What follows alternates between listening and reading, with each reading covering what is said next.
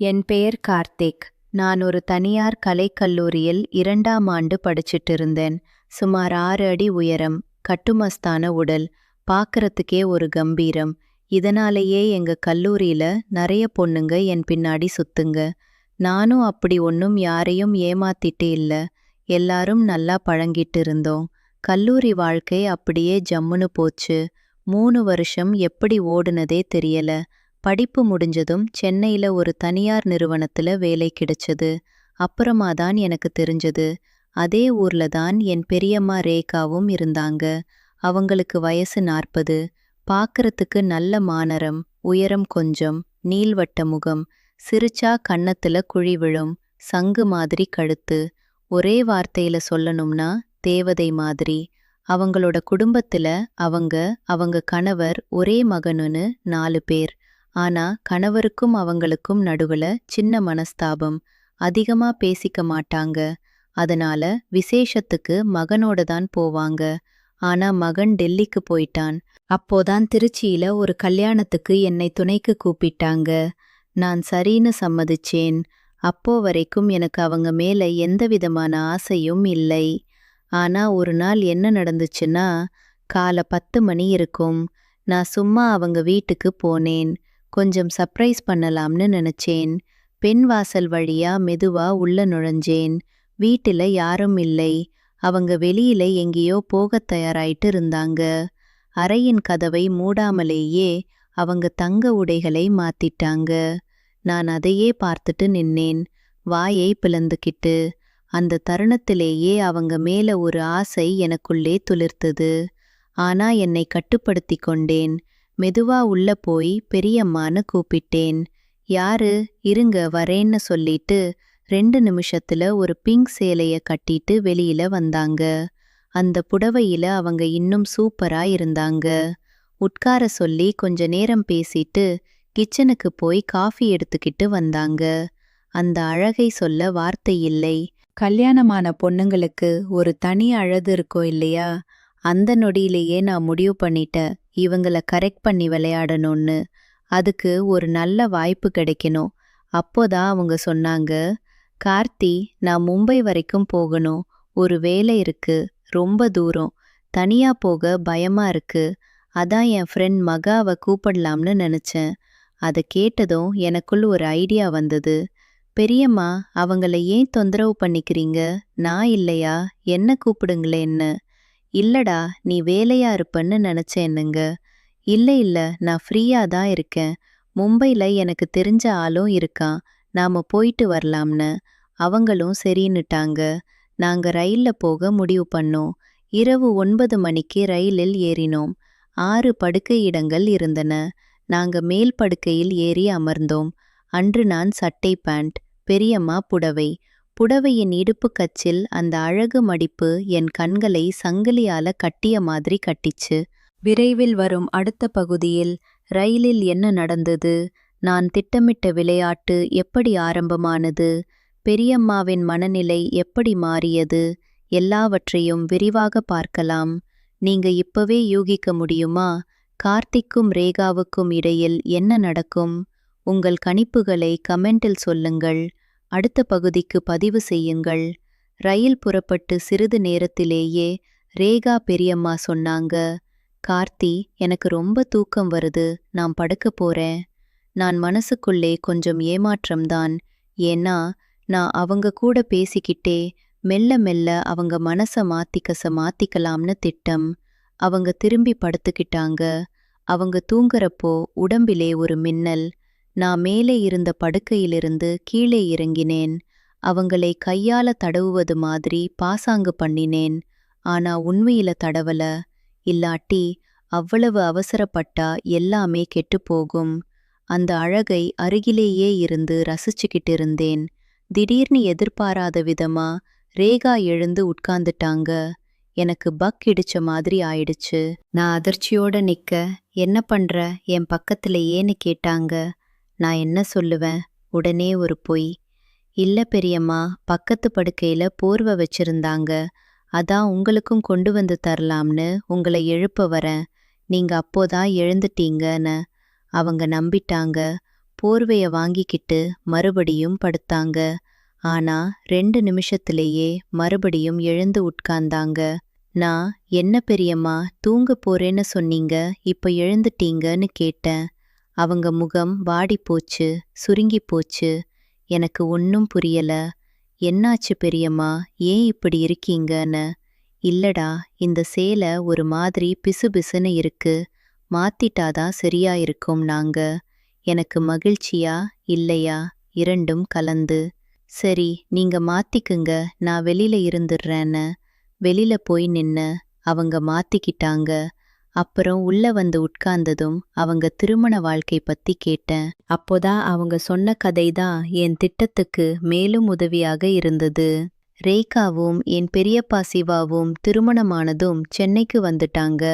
பெரியப்பாவுக்கு ஒரு தனியார் கம்பெனியில வேலை, நல்ல பதவி. ஆனா வேலை நேரம் அதிகம். அதிகாலையிலேயே கிளம்பி இரவு தளர்ந்த உடலோடு திரும்புவார். ஆரம்பத்துல இருவருக்கும் இடையில் நல்ல பாசமும் புரிதலும் இருந்தது.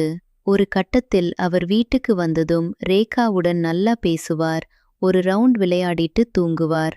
அவங்களுக்குள் இருந்த உடல் ரீதியான உறவு கூட மிகச் சிறப்பாக இருந்ததாம். ஆனா காலம் போக போக அந்த நெருக்கம் குறைய ஆரம்பிச்சுது. பெரியப்பா ரேகாவை கண்டுக்காமல் இருந்தார். ரேகா முதலில் பொறுமையாக இருந்தாங்க. அவர் வேலைப்பளுவை புரிஞ்சிக்க முயற்சிச்சாங்க. ஆனால் நாளும் இதே நிலை. அவங்களுக்குள்ளே ஒரு வெற்றிடம் உருவானது. அவங்களுடைய உணர்வுகளை பகிர யாரும் இல்லை. ஒரு நாள் ரேகா ஒரு முடிவு எடுத்தாங்க. பெரியப்பா வீட்டுக்கு வரும் நேரம் பார்த்து இடுப்பு தெரியும் அளவுக்கு ஒரு அழகான பச்சை வண்ண புடவை கட்டினாங்க. மல்லிகைப்பூ வச்சுக்கிட்டாங்க. புது பொண்ணு மாதிரி ரெடியானாங்க. கதவை திறந்து வரவேற்கவும் தயாரா இருந்தாங்க. ஆனா பெரியப்பா வந்ததும் அவங்கள பார்த்து கூட பேசாமல் சாப்பிட்டுட்டு டிவி பார்க்க போயிட்டார். ரேகாவுக்கு கோபம் தாங்கல. சண்டை போட்டாங்க. அதற்கு பெரியப்பா, "ரேகா, இது நம்ம எதிர்காலத்துக்காகத்தான். ஒவ்வொரு முறையும் இதே விஷயமான்னு சொல்லிட்டு போயிட்டார்." அந்த வார்த்தைகள் ரேகாவின் மனசுல நெருப்பா எரிஞ்சுது. கண்ணு கலங்கியது. அவங்கள அவர் உண்மையிலேயே புரிஞ்சுக்கவில்லையா? அவங்களுக்கு முக்கியத்துவமே இல்லையா? அந்த இரவு அவங்களுக்கு தூக்கம் வரல. அதற்கு பிறகு அடிக்கடி சண்டை. இருவரும் ஒருவருக்கொருவர் முரண்பட்டுக்கிட்டே இருந்தாங்க. இப்போது ரேகா என்னிடம் சொல்லி அழுதாங்க. "என் வாழ்க்கையே நான் வெறுத்து போயிட்டேன்னு. நான் இதுதான் சரியான தருணம்னு நினைச்சேன்." மெதுவா அவங்க தோளில கை வச்சு லேசாக கட்டிக்கிட்டேன். முதுகை தடவி கொடுத்தேன். என் கை பட்டதும் அவங்க உடம்பு சிலிர்த்தது. நான் உணர்ந்தேன். அவங்க கண்ண மூடி அந்த தொடுதலை ரசிச்சாங்க. எனக்கு தெரிஞ்சது அவங்க கொஞ்சம் கொஞ்சமாக கரெக்ட் ஆகிட்டு இருக்காங்க. பிறகு அவங்க காதின் அருகில் போய் மெதுவாகச் சொன்னேன், "கவலைப்படாதீங்க பெரியம்மா, நான் இருக்கேன்." அவங்க கன்னம் சிவந்தது. கண்ணீர் துளி வழிஞ்சது. ஆனால் அது சோகக் கண்ணீரா இல்லை ஆனந்த கண்ணீரா? அப்பத்தான் அந்த ரயில் திடீர்னு ஒரு பிரேக் அடிச்சது. இப்போ நீங்க என்ன நினைக்கிறீங்க? அந்த திடீர் பிரேக்கில் என்ன நடந்திருக்கும்? கார்த்திக்கும் ரேகாவுக்கும் இடையில அந்த நொடியில் என்ன மாற்றம் ஏற்பட்டது? அடுத்த பகுதியில் நடுநிசி ரயிலில் ஒரு திருப்புமுனை வருகிறது. அங்குதான் கதை வேகமெடுக்கும். மறக்காம பதிவு செய்யுங்கள். ரயில் திடீர்னு பிரேக் அடிச்சதும் ரேகாவின் சமநிலை தடுமாறியது. நான் அவங்களை இன்னும் உறுதியாக பிடித்து கொண்டேன். சில நொடிகள் அப்படியே நின்றோம். பிறகு இருவரும் சற்று தள்ளி அமர்ந்தோம். அந்த அமைதியான நேரத்தில் ரேகா பேச ஆரம்பிச்சாங்க. "கார்த்தி, உனக்கு தெரியுமா, கல்யாணத்துக்கு பிறகு முதல் 2 வருஷங்கள் எனக்கு எல்லாம் சரியாக இருந்தது. என் கணவர் என்னை ரொம்ப நேசித்தார். ஆனால் இப்போது நான் ஒரு அலங்கார பொம்மையாக மாறிவிட்டேன். அவருக்கு நான் தேவையா, வேண்டாமா? இன்றைக்கும் எனக்கு தெரியாது." சொல்லும்போது அவங்க குரலில் ஒரு வேதனை இருந்தது. நான் மறுபடியும் அவங்களை நெருங்கினேன். இந்த முறை இன்னும் தைரியமாக. "பெரியம்மா, நீங்கள் மட்டும் அப்படி நினைச்சுக்காதீங்க. உங்களுக்கு நான் இருக்கேன். உங்களை யாராவது விட்டுட்டு போயிட்டாங்கன்னா நான் இருக்கேன்னு சொல்லிட்டு அவங்க கன்னத்தை தொட்டேன். முதலில் சற்று பின்வாங்கினாங்க. ஆனால் அடுத்த நொடியிலேயே என்ன செய்தாங்க தெரியுமா? அவங்களே என் கையை பிடிச்சாங்க. அந்த பிடியில் ஒரு கெஞ்சல் இருந்தது, ஒரு தேவை இருந்தது. நான் சற்றும் எதிர்பார்க்காத அந்தச் செயல் எனக்குள் ஒரு புயலை எழுப்பியது. நான் மெல்ல மெல்ல அவங்களை முதுகுப்புறமாக தடவிக்கொண்டே அவங்க காதின் மடலில் முத்தமிட்டேன். அப்போது ரேகா சொன்னாங்க, கார்த்தி, இது சரிதானா? சரியா? சரியானதுதான் பெரியம்மா. எங்களுக்குள் யாருக்கும் ஒரு தீங்கும் இல்லை. உங்களை யாரும் நேசிக்காவிட்டாலும் நான் நேசிக்கிறேன்னேன். அப்போதுதான் எனக்கு புரிந்தது, இவங்க எவ்வளவு காலமா இந்த அன்புக்காக காத்திருந்தாங்கன்னு. அவங்க கணவரிடம் இல்லாத கவனிப்பும் பாசமும் இப்போது என்கிட்ட தேடினாங்க. நான் அவங்களை முழுமையாக என் மடிக்குள் இழுத்தேன். அப்போது அவங்க சேலையின் துப்பு சிறிது நழுவியது. அந்த காட்சி என்னை மறந்து போக வைத்தது. ஆனா இன்னும் முழுமையாக நடக்கவில்லை. இன்னும் கொஞ்சம் பொறுமை தேவை. நான் அவர்களை பார்த்து, இன்னும் கொஞ்ச நேரத்திலேயே நாம இருவருமே ஒன்னாகிடுவோம். ஆனா அவசரப்படாதீங்கன்னேன். ரேகா பதில் சொல்லவில்லை. ஆனா அவங்க கண்கள் நிறைய சொன்னது. அந்த கண்களில் ஒரு பரவசமும் பயமும் ஆசையும் ஒரு சேர இருந்தது. நான் அவங்களை எனக்கு மிக நெருக்கமாக இருத்தபோது வெளியே ரயிலின் சத்தமும் உள்ளே எங்கள் இதயத் துடிப்பும் மட்டுமே கேட்டது. அந்த சிறிய இரவு நேர ரயில் பெட்டி எங்களுக்கு ஒரு பிரபஞ்சமாக மாறியிருந்தது. நான் அவர்களை என் மார்போடு அணைத்தபோது அவர்கள் என் தோளில் முகத்தை புதைத்து கொண்டார்கள். சிறிது நேரம் அப்படியே அமைதியாக இருந்தோம். பிறகு நான் மெதுவாக அவர்களை என் படுக்கையில் படுக்க வைத்தேன். அந்த இரவு எனக்கு முழுமையான வெற்றியாக இருந்தது. ஆனால் அது என் வாழ்க்கையின் பெரிய திருப்புமுனையாகவும் அமைந்தது. ஏன்னா அதற்கு பிறகு ரேகா மாறிப்போனாங்க. என்னை எதிர்பார்த்து ஏங்கினாங்க. நான் வேறு சில பெண்களிடமும் பழகிக்கிட்டு இருந்தேன். அது அவங்களுக்கு பிடிக்கல. ரயிலில் அந்த முதல் இரவுக்கு பிறகு நாங்கள் மும்பை போய் 2 நாட்கள் இருந்தோம். அங்கேயும் சில சம்பவங்கள் நடந்தன. திரும்பி வரும் ரயிலிலும் நாங்கள் ஒன்றாக இருந்தோம். ஆனால் அதற்கு பிறகு எனக்கு ஒரு விஷயம் புரிந்தது. இந்த உறவு நிலையற்றது. எந்த நேரத்திலும் வெடித்துவிடும். ரேகாவுக்கு இது பழக்கமாகி போனது. அவங்க என்னை சந்திக்காமல் இருக்க முடியாத சூழலுக்கு தள்ளப்பட்டார்கள். நானும் சில மாதங்கள் இதைத் தொடர்ந்தேன். ஆனால் பின்னர் நான் சென்னைக்கு வேறு இடத்திற்கு மாற்றப்பட்டேன். அப்புறம் படிப்படியாக தொடர்பு குறைந்தது. இந்த கதை இங்கே முடிவதில்லை. இன்னும் நிறைய இருக்கு. அடுத்த பகுதியில் அதற்கு பிறகு நடந்த விளைவுகள், ரேகாவின் மனநிலையில் ஏற்பட்ட மாற்றம் மற்றும் என் மீதான ஒரு குற்ற உணர்வு எப்படி வளர்ந்தது எல்லாம் பார்க்கலாம். கார்த்திக்கின் இந்த செயல்கள் அவனுக்கே பின்னால் ஒரு நாள் திரும்பி வந்து அடிக்குமா? மறக்காம கேளுங்கள். சென்னை திரும்பிய சில நாட்களுக்கெல்லாம் ரேகா என்னை அடிக்கடி அழைக்கத் தொடங்கினார்கள். ஆரம்பத்தில் நான் சாதாரணமாக பேசினேன். ஆனால் நாட்கள் செல்லச் செல்ல அவர்கள் பேச்சில் ஒரு வகையான எதிர்பார்ப்பு இருந்தது. கார்த்தி, உன்னை பார்க்கணும் போல இருக்கு. எப்ப நேரம் காலியா இருக்கு என்று கேட்பாங்க. நான் வேலையா இருக்கேன், அப்புறம் பார்க்கலாம் என்று சொல்லி தட்டி கழித்தேன். உண்மையில் நான் இன்னொரு உறவில் இருந்தேன். எங்கள் கல்லூரி தோழி ஒருத்தியுடன் பழக்கம் இருந்தது.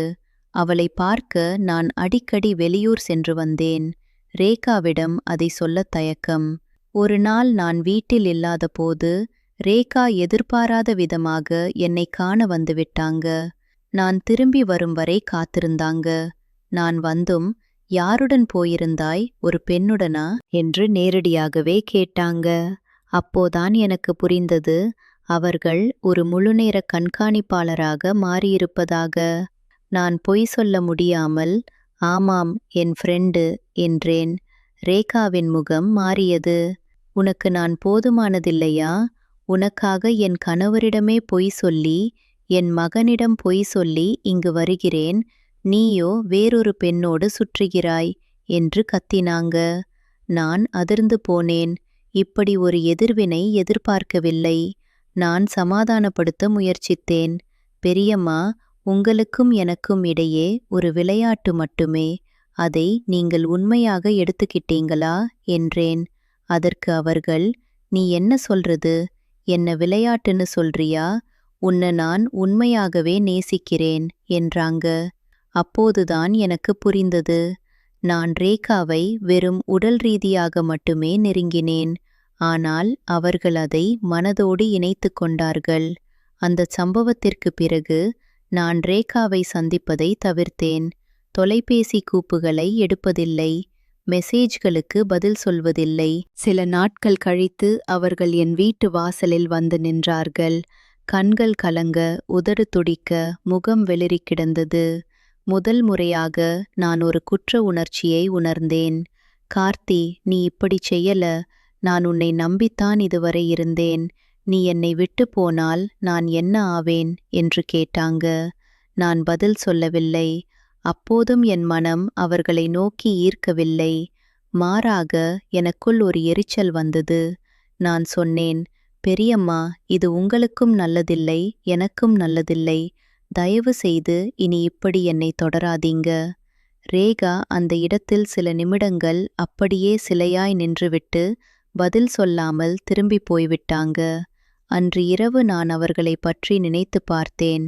நான் தவறு செய்து விட்டேனா என்ற கேள்வி எழுந்தது. ஆனா நேர்மையா சொல்லணும்னா அப்போ எனக்கு அந்த கேள்வியை விடவும் என் புது உறவே முக்கியமாக இருந்தது. எனினும் ஒரு விஷயம் என்னுள் விதையாக விழுந்தது. ரேகாவின் முகம், அவர்களின் கண்ணீர், அந்த கேள்வி, உன்னை நான் உண்மையாகவே நேசிக்கிறேன். அது என்னை பின்னும் பல நாட்கள் வாட்டியது. எனினும் அப்போதைக்கு நான் அதை புறந்தள்ளிவிட்டேன். இருந்தாலும் விதி என்னை அப்படி ஏமாற்றிவிடவில்லை. சில மாதங்களுக்கு பிறகு நான் தெரிந்து கொண்டேன், ரேகா என் பெரியப்பாவிடமிருந்து பிரிந்துவிட்டதாக.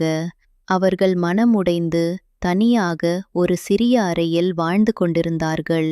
அதை கேட்டபோது எனக்கு பயமாக இருந்ததா இல்லையா? உண்மையை சொல்றேன். ஒரு பக்கம் பயம், இன்னொரு பக்கம் எனக்குள் ஏன் ஒரு சந்தோஷமும் ஏற்பட்டது. அது எப்படி சந்தோஷமாக இருக்கும்? அப்புறம் தெரிஞ்சது, அந்த சந்தோஷம் இவங்க இன்னும் என் கட்டுப்பாட்ல இருக்கிறாங்க என்ற அதிகார உணர்ச்சியின் வெளிப்பாடு. நான் அவர்களை மீண்டும் சந்தித்தபோது என்ன நடந்தது? அப்போதுதான் உண்மையான பாடம் காத்திருந்தது. அடுத்த பகுதியில் கார்த்திக்கும் ரேகாவுக்கும் இனிடையே மீண்டும் ஒரு சந்திப்பு நடக்கிறது. ஆனால் இந்த முறை எல்லாம் எதிர்பார்த்தது போல் இல்லை. ரேகா முற்றிலுமாக மாறிப்போயிருந்தாங்க. கார்த்தி என்ன சொல்லியும் கேட்க மறுத்துவிட்டாங்க. மேலும் ஒரு பெரிய அதிர்ச்சி அவனுக்கு காத்திருந்தது. விரைவில் அடுத்த பகுதியை கேளுங்கள். சுமார் 6 மாதங்கள் கழித்து ஒரு நாள் தற்செயலாக ரேகாவை பார்த்தேன். ஒரு பொது இடத்தில். அவர்கள் மிகவும் மாறிப்போயிருந்தார்கள். முகம் கருத்து போயிருந்தது. கண்களில் ஒரு வெறிச்சோடிய பார்வை. உடையெல்லாம் முன்பு இருந்ததை விட சாதாரணமாகிவிட்டது.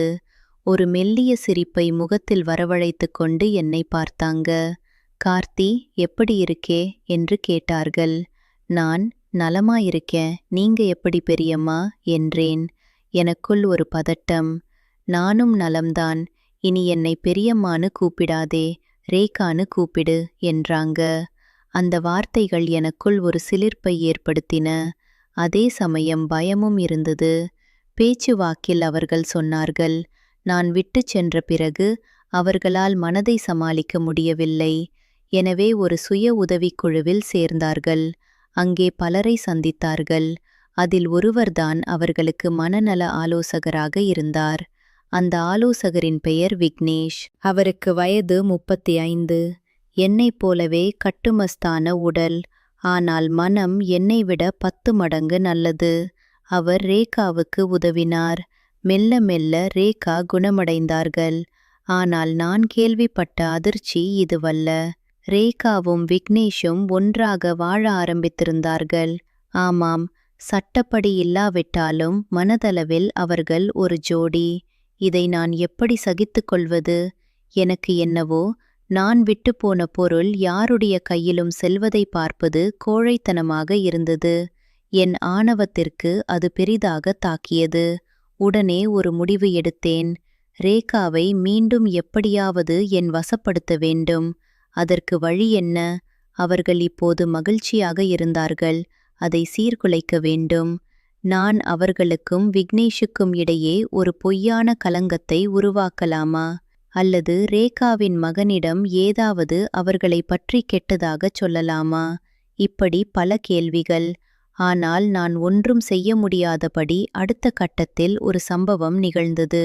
என் பெரியம்மா, அதாவது என்னை பெற்றெடுத்தவர், ரேகாவிடம் பேசியிருக்கிறார். அதில் ரேகா என்னை பற்றி கூறியது என்ன தெரியுமா? உங்க மகன் என்னை மிருதமாக நடத்தினான். அவன் என் மரியாதையை கிழித்தெறிந்தான். நானோ அவனுக்கு ஒரு பெரியம்மாவாக இருந்தேன். அவன் என் நம்பிக்கையை சிதைத்தான். ஆனால் இப்போது நான் அவனை மன்னித்து விட்டேன். அவனை நான் சந்திக்கவே விரும்பவில்லை என்றாங்க. என் அம்மா இதை கூறியபோது அவர் கண்கள் என்னை குத்தி பார்க்கும் விதமாக இருந்தது. நீ இப்படி ஒரு பையனா என்று என்னிடம் கேட்டார். நான் பதில் சொல்லவில்லை. அதற்கென்ன பதில்? பொய் சொல்ல முடியாது. உண்மையை சொன்னால் அம்மா என்னை கொலை செய்திடுவார். இந்த சூழலில் நான் ஒரு முடிவுக்கு வந்தேன். ரேகாவை விட்டுவிடுவது. ஆனால் என்னால் முடிந்ததா? ஒரு நாள் நான் நேரடியாக விக்னேஷை சந்தித்தேன். அவர் ரொம்ப அமைதியான மனிதர். நீதான் கார்த்திக் என்றார். நான் விக்னேஷ். உங்களை பற்றி நிறைய கேள்விப்பட்டிருக்கேன். எனக்கு ஒன்றுமே தெரியாது. தெரிந்து கொள்ளவும் விருப்பமில்லை. ஆனால் ஒரு விஷயம், நீங்கள் செய்தது தவறு. அதனால் ஒரு பெண் மனமுடைந்தாள். இப்போது நான் அவளுக்கு துணையாக இருக்கிறேன். அதை நீங்கள் கெடுக்க முயலாதீர்கள் என்று அமைதியாகச் சொன்னார். நான் மிரண்டு போனேன். எப்படி அவர் என் எண்ணத்தை படித்தார்? எப்படி அவர் எதிர்கொண்டார்? இல்லை, அவர் என் மனதை படிக்கவில்லை. அவர் வெறுமனே ஒரு நல்ல மனிதரின் உள்ளுணர்வால் உரைத்தார். அந்த அமைதியே என்னை வென்றுவிட்டது. அடுத்து என்ன நடந்தது? எனக்கு அந்த கட்டத்தில் வாழ்க்கை பாடம் சொல்லிக் கொடுத்தது. மேலும் சில விஷயங்கள். என் பெரியப்பா எப்படி எல்லாவற்றையும் தெரிந்து கொண்டார்? ரேகா தற்கொலைக்கு முயற்சித்தாரா? மற்றும் என்னை பொறுத்தவரை நான் இறுதியில் எங்கு நின்றேன்? இவற்றை அடுத்த இறுதி பகுதியில் கேட்கலாம். வாழ்க்கையில் ஒவ்வொரு செயலுக்கும் ஒரு விளைவு இருக்கிறது. கார்த்திக்கின் விளைவு என்ன? அடுத்த பகுதியை தவறவிடாதீர்கள். விக்னேஷை சந்தித்த பிறகு நான் சற்றே யோசிக்க ஆரம்பித்தேன். ஆனால் அது நீடிக்கவில்லை. ஏனெனில் அடுத்த ஒரு வாரத்தில் பெரியப்பா என்னை அழைத்தார். கார்த்தி, உன்னை பார்க்கணும், நேரில் வா என்றார். குரலில் ஒரு கடுமை. நான் பயந்தேன். சென்றேன். அவர் வீட்டில் எனக்கு முன்பு எப்போதும் கிடைக்காத ஒரு இருக்கையை கொடுத்தார். உட்காரச் சொன்னார். நான் உட்கார்ந்தேன். உனக்கு தெரியுமா, எனக்கு எல்லாம் தெரியும் என்றார். நான் வெளிரிப் போனேன். ரேகா சொன்னாள். அவள் என்னிடம் ஒளிவு மறைவு இல்லாமல் சொல்லிவிட்டாள். உங்கள் இருவருக்குமிடையே என்ன நடந்தது என்று. நான் அவளை கோபித்துக் கொள்ளவில்லை. ஏனெனில் அவள் உன்னால் ஏமாற்றப்பட்டாள். ஆனால் உன்னை நான் ஒரு நிமிடமும் நம்பவில்லை. என்னை விட உன் தந்தையை ஏமாற்றிவிட்டாய். இந்த குடும்பத்தையே இழிவுபடுத்திவிட்டாய் என்று கூறியபோது அவர் கண்களில் நீர் துளித்தது. முதல் முறையாக ஒரு பெரியவரை அழுகின்றேன் பார்த்தேன். நான் என்ன சொல்வது என்று தெரியாமல் மௌனமாக இருந்தேன்.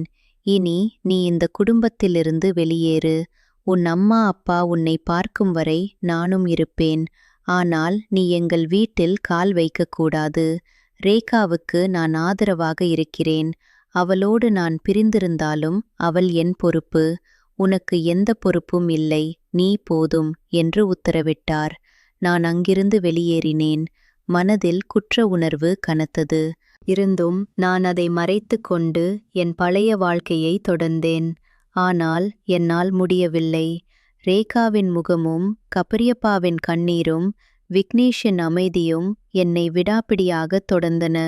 எனக்கு ஒரு விபத்து நடந்தபோது நான் தனியாக இருந்தேன். மருத்துவமனையில் யாரும் வந்து பார்க்கவில்லை. அப்போதுதான் நான் உணர்ந்தேன், என் வாழ்க்கையில் நான் யாருக்கும் உண்மையான அன்பை தரவில்லை. யாரிடமிருந்தும் பெறவில்லை. எல்லாம் விளையாட்டாக இருந்தது. அதன் விலையை நான் அடைத்து கொண்டிருந்தேன். சில மாதங்கள் கழித்து ஒரு நாள் ஒரு கடிதம் வந்தது. அது ரேகாவிடமிருந்து. அதில் சுருக்கமாக எழுதியிருந்தது, கார்த்தி, நான் உன்னை மன்னித்து விட்டேன். நீ உன்னை மன்னித்துக்கொள். வாழ்க்கையை உண்மையாக வாழக் கற்றுக்கொள். ரேகா. அந்த கடிதத்தை படித்ததும் என் கண்கள் கலங்கின. ஆனால் ஒரு விடுதலை உணர்வு. எனக்கு ஒரு இரண்டாவது வாய்ப்பு கிடைத்தது போல. நான் மனம் மாறினேனா? உண்மையை சொல்றேன், பூரணமாக இல்லை. ஆனால் நான் மாறத் தொடங்கினேன். ஒரு சமூக பணி அமைப்பில் சேர்ந்தேன். ஆதரவற்ற பெண்களுக்கு உதவினேன். அவர்களின் கதைகளை கேட்கும்போதெல்லாம் நான் என்ன செய்தேன் என்பது நினைவுக்கு வரும். அது என்னை நாள்தோறும் எரித்தது. ஆனால் அந்த எரிச்சலே என்னை ஒரு மனிதனாக வடிவமைத்தது. ரேகா இப்போது நன்றாக இருக்கிறாங்க. விக்னேஷுடன் மகிழ்ச்சியாக வாழ்கிறார்கள். நான் அவர்களை இப்போதும் ஒரு முறை சந்தித்தேன். காஃபி குடித்தோம். ஒரு முறை கூட அந்த பழைய நிகழ்வுகளைப் பற்றி பேசவில்லை. அப்படியே ஒரு சாதாரண நண்பர்கள் போல பேசிவிட்டு வந்தேன். இந்த கதை எனக்கு கற்றுக் கொடுத்த பாடம் என்ன? ஒவ்வொரு தொடுதலுக்கும் ஒரு விளைவு இருக்கிறது.